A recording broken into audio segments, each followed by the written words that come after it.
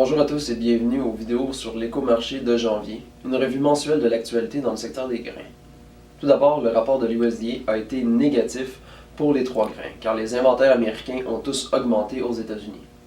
À l'international, les compétiteurs des États-Unis ont pris plus de place. Les exportations de soya au Brésil et celles de blé en Russie se sont accrues. Selon les sources Reuters, ADM aurait fait une offre d'achat à Bunge. Cette offre se fait dans un contexte de faible prix des grains et de consolidation des grandes entreprises agroalimentaires.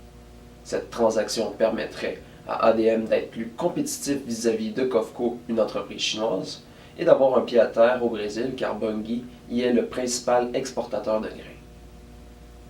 En Amérique du Sud, les conditions météo sont restées les mêmes. Elles sont presque parfaites au Brésil et l'Argentine est plutôt sèche. De plus, les monnaies respectives ont connu de bonnes fluctuations. Le réal brésilien s'est raffermi lorsque l'ancien président, Lula da Silva, a perdu sa cause en appel et le peso argentin s'est déprécié d'environ 12%.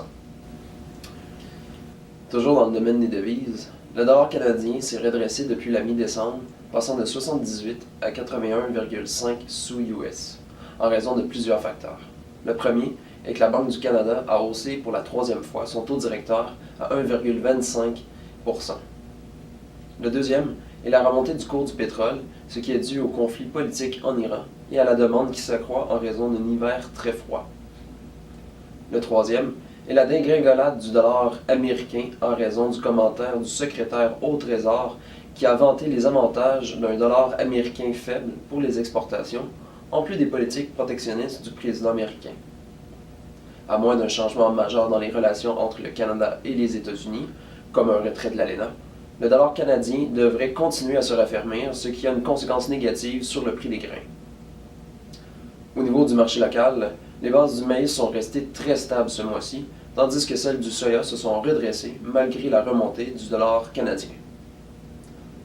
Ce fut un bref aperçu de l'écomarché. Pour en connaître davantage, je vous invite à lire notre texte complet au www.pjq.ca.